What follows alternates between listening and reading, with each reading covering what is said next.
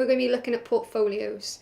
So firstly, what is a portfolio? It's basically a collection of work or documents that represent the person has skills or accomplishments.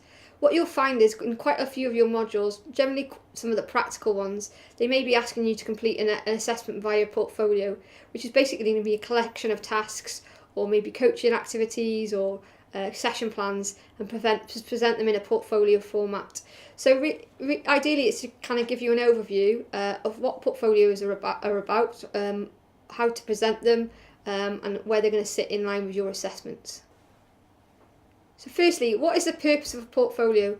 So a student portfolio is a compilation of academic work or other forms of education evidence assembled for the purpose of the following: evaluating coursework quality of learning, progressing of academic achievement, looking at whether you've determined a student has met learning standards of the academic requirements of a module or a course, helping students to reflect on their academic goals and progress as learners, and also creating a lasting archive of academic work or products, accomplishments and other documentation.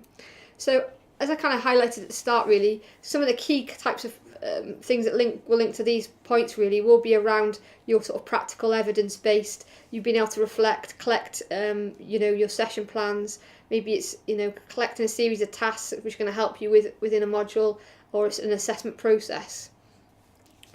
So there's key types of portfolio. Advocates of student portfolios argue that compelling, reviewing and evaluating student work over time can provide a richer and deeper and more accurate picture of what students have learned, rather than more traditional methods such as tests and exams, as they only measure your learning or knowledge at a specific point in time.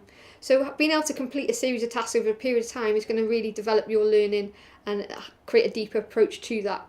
So there's kind of two different kind of forms of portfolio. There's the physical form, which is a collection of student work, which includes materials such as written assignments, journal entries, tests, lab reports, physical projects, models, and other material or evidence of learning with an academic accomplishment. So some of you at some points may be asked to document and do this in a written form, a hard copy version. The other form, which you're going to be looking at, you're probably more likely to be kind of collating, is also digital archives. So presentations, blogs, websites, and other key materials which will feature as that e-portfolio. It might be that you include student-centred videos, multimedia presentations, spreadsheets, photographs, and other digital artefacts. So with the practical application and kind of delivery of this course, quite a lot of the stuff I would imagine would be more focused around this digital portfolio with some supporting written evidence to go along with it. So focusing on the online portfolio, an online portfolio, also called a digital portfolio or e-portfolio, in some cases include blogs, online journals. It's about you kind of maintaining and including ongoing reflections about your learning activities, progression and accomplishments. And these can be presented publicly or privately. So focusing on the kind of, journal and blog entry elements, you're likely to complete blogs and e-portfolios for some of your actual work-based learning or placements where you've been asked to reflect on your experiences, and these tools are really useful for that type of assessment. So here we have some key observations and kind of positive comments around the use of portfolios.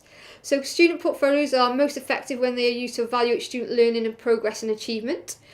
Portfolios can help teachers and lecturers monitor and evaluate learning and progress over time. So when you're doing your work-based learning blogs or portfolios, which are an online-based platform, we will be able to go in and see how you're getting on, make comments. So it's not just a feedback at the end of your assessment, it's an ongoing process which is going to help with your learning and development. Portfolios can help teachers determine whether a student can apply what they've learned to new problems in different subjects and situations. Again, we'll be looking within those reflective accounts through that e-portfolio for you to start to actually apply some of the things you're learning within your theory and core subject matters to actually what you're doing out on the field. Portfolios are really good at encouraging students to take more ownership and responsibility over their learning process. So you actually engage in this throughout your modules, so therefore it's an ongoing process and you've got some ownership of it rather than just being time-led by a assessment hand-in date. You're going to engage throughout the whole module or whole period of work placement or coaching. So here's a little kind of question for you. What content do you think you would include in a portfolio? So maybe think about one of your assessments. Obviously at the start of this module we asked you to kind of do an assessment diary, look at the assessments you've got across the year. And think about one where maybe you're going to need to do a portfolio. What do you think you would include in this portfolio? Maybe it's a football coaching module, and what evidence and things you would include within that portfolio. Have a look maybe at your assessment criteria and identify key things that would be included in a portfolio submission.